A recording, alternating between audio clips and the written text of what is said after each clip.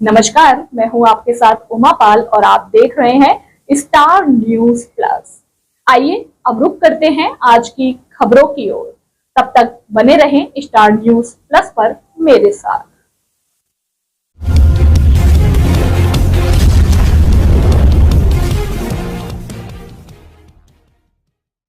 लोकसभा में नेता प्रतिपक्ष राहुल गांधी जमीन पर उतरकर काम कर रहे हैं। कभी सब्जी मंडी पहुंच जाते हैं तो कभी दलितों की बस्ती में पहुंच जाते हैं। यानी भारत जोड़ो यात्रा से शुरू किया गया जनसंपर्क का सिलसिला उन्होंने अभी तक जारी रखा है। उसी कड़ी में कांग्रेस नेता और लोकसभा में नेता प्रतिपक्ष राहुल गांधी देर रात में अचानक से दिल्ली के अखिल भारतीय आयुर्विज्ञान संस्थान यानी कि एम्स पहुंच गए। यहां राहुल गांधी ने एम्स के पास में सड़कों, फुटपाथों और सबवे पर डेरा डाले मरीजों और उनके परिवार वालों से मुलाकात की है। इस दौरान राहुल गांधी ने केंद्र और दिल्ली सरकार दोनों पर ही मरीजों के प्रति असंवेदनशीलता बरतने का आरोप लगाया। राहुल गांधी के इस दौरे का वीडियो सोशल मीडिया पर भी साझा किया गया है, जिस पर अब लोगों की तमाम तरह की प्रतिक्रियाएं आ रही है। अपनी इस यात्रा पर राहुल गांधी ने ट्वीट कर कहा कि बीमारी का बोझ ठिठुरने वाली सर्दी और सरकारी असंवेदनशीलता आज एम्स के बाहर उन मरीजों और उनके परिवारों से मिला जो दूर दराज से इलाज की आस में आए हैं। इलाज की राह में वो सड़कों, फुटपाथ और सबवे पर सोने को मजबूर हैं। ठंडी जमीन, भूख और असुविधाओं के बीच भी बस उम्मीद की एक लौ जलाए बैठे हैं। केंद्र और दिल्ली सरकार दोनों जनता के प्रति अपनी जिम्मेदारी निभाने में पूरी तरह से नाकाम रही है। कांग्रेस ने भी अपने आधिकारिक ट्विटर हैंडल से इस वीडियो को साझा कर दिल्ली सरकार और बीजेपी पर जमकर निशाना साधा। अब क्योंकि दिल्ली में विधानसभा चुनाव चल रहे हैं, ऐसे में राहुल गांधी का ये दौरा बेहद अहम माना जा रहा है। राहुल के दौरे से आम आदमी पार्टी और बीजेपी दोनों की ही चिंता। विधानसभा चुनाव में नामांकन के आखिरी दिन बीजेपी को जबरदस्त झटका लगा। एनडीए में शामिल एनसीपी ने 30 उम्मीदवारों को और मैदान में उतार दिया है। अजीत पवार की बीजेपी से नाराजगी की पहले से ही खबरें सामने आ रही थी और अब एनसीपी ने 30 उम्मीदवार घोषित कर बीजेपी की मुश्किलों को और बढ़ा दिया है। इस बीच नामांकन के अंतिम दिन आज निर्वाचन कार्यालय में सबसे ज्यादा भीड़ उमड़ी। अंतिम दिन 500 से ज्यादा नामांकन पत्र जमा कराए गए, जिसमें कांग्रेस, बीजेपी और आप सहित दूसरी पार्टियों के उम्मीदवार शामिल हुए।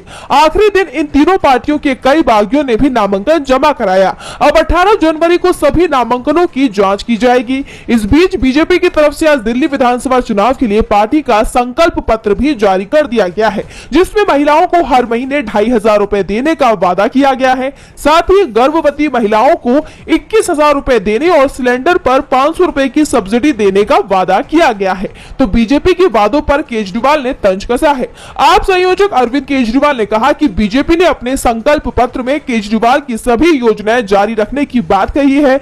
बीजेपी वाले कह रहे हैं कि केजरीवाल वाले सारे काम करने के लिए बीजेपी को वोट दें। केजरीवाल वाले सारे काम तो केजरीवाल ही ज्यादा अच्छे से करेगा, फिर कोई बीजेपी को वोट क्यों दे। केजरीवाल ने कहा कि बीजेपी आज कुछ रेवड़ियां लेकर आई है। हमारा उनसे सवाल है कि क्या रेवड़ियों के लिए उन्होंने प्रधानमंत्री का अप्रूवल ले लिया, क्योंकि प्रधानमंत्री ने कई बार कहा है कि केजरीवाल फ्री की रेवड़ियां बांटता है, ये ठीक नहीं है। आप और बीजेपी के अलावा दिल्ली में इस बार कांग्रेस भी पूरा दमखम दिखा रही है और कांग्रेस सांसद राहुल गांधी 20 जनवरी को नई दिल्ली सीट पर रैली करने पहुंच रहे हैं। इस सीट से केजरीवाल आपके उम्मीदवार मोहन भागवत हाल ही में अपने बयानों को लेकर विवादों से घिर रहे हैं। अब हाल ही में कैथोलिक बिशपों की संख्या सीबीसीआई ने भागवत के उस बयान पर विरोध दर्ज कराया है, जिसमें भागवत ने पूर्व राष्ट्रपति प्रणब मुखर्जी की तारीफ करते हुए कहा था कि मुखर्जी के राष्ट्रपति रहते हुए अगर संघ की तरफ से घर वापसी का अभियान नहीं चलाया गया होता तो आदिवासियों का एक गुट राष्ट्र विरोधी हो जाता। भागवत ने कहा था कि धर्म परिवर्तन अगर आंतरिक परिवर्तन से होता है तो इसमें कोई बुराई नहीं है, ये काफी हद तक ठीक है। हर धर्म में अलग अलग तरीके से प्रथाएं और पूजा पाठ होती है, लेकिन किसी को लालच देकर धर्म परिवर्तन कराना गलत है, क्योंकि ऐसा करने से पता चलता है कि इसका मकसद आध्यात्मिकता फैलाना नहीं बल्कि अपना प्रभाव बनाना है। बता दें कि संघ की तरफ से घर वापसी शब्द का इस्तेमाल मुसलमानों और ईसाइयों के हिंदू धर्म में लौटने के लिए किया जाता है और अब भागवत के इसी बयान पर विवाद गहरा गया है।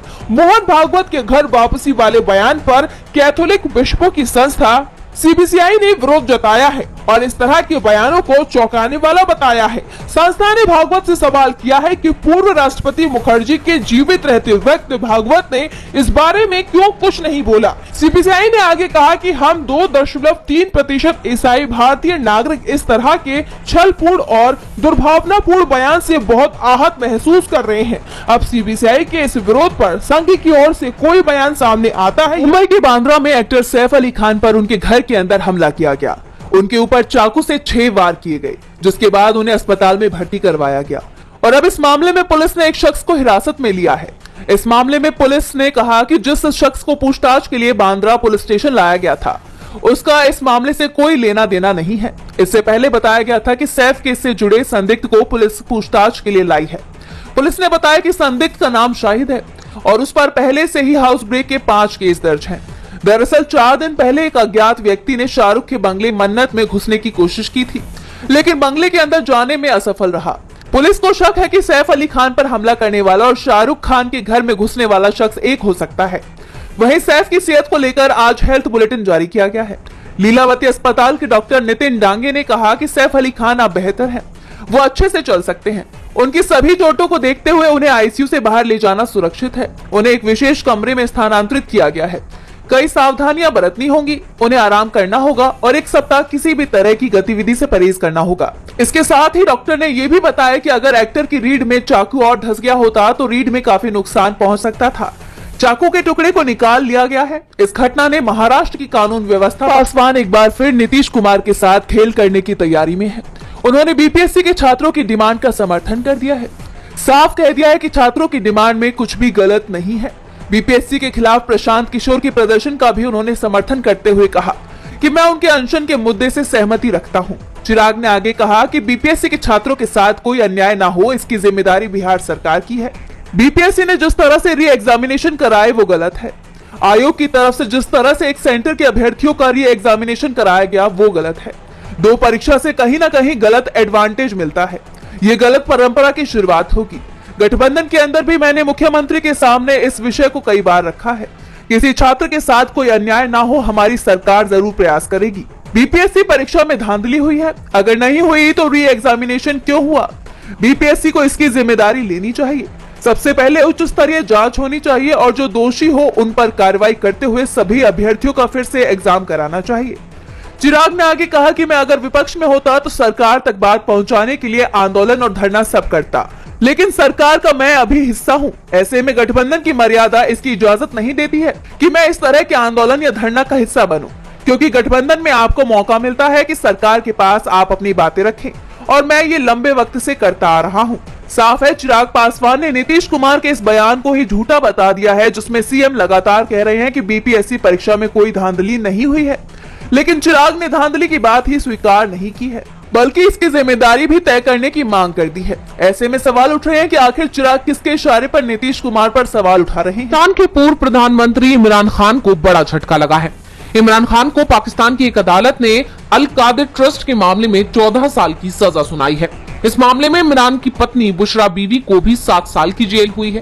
रावलपिंडी की अडियाला जेल में बनी अस्थायी अदालत में कड़ी सुरक्षा के बीच जज नासिर जावेद राणा ने यह फैसला सुनाया। इमरान खान पिछले 18 महीने से अडियाला जेल में बंद है। फैसला सुनाए जाने के बाद बुशरा बीवी को भी अदालत से ही गिरफ्तार कर लिया गया है। अदालत ने इमरान पर 10 लाख रुपए और बुशरा पर 5 लाख रुपए का जुर्माना भी लगाया है। जुर्माना ना भरने पर 6 महीने की जेल ज्यादा काटनी होगी।